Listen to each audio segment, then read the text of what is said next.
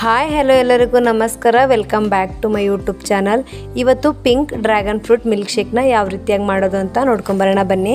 ಒಂದು ಮಿಕ್ಸಿ ಜಾರಿಗೆ ಚಿಕ್ಕದಾಗಿ ಕಟ್ ಮಾಡಿ ಎತ್ತಿಟ್ಕೊಂಡಿರುವಂತಹ ಡ್ರ್ಯಾಗನ್ ಫ್ರೂಟನ್ನು ಸೇರಿಸ್ಕೊಳ್ತಾ ಇದ್ದೀನಿ. ಹಾಗೆ ಸಿಹಿಗೆ ಎಷ್ಟು ಬೇಕೋ ಅಷ್ಟು ಸಕ್ಕರೆನೂ ಕೂಡ ಸೇರಿಸ್ಕೊಳ್ತಾ ಇದ್ದೀನಿ.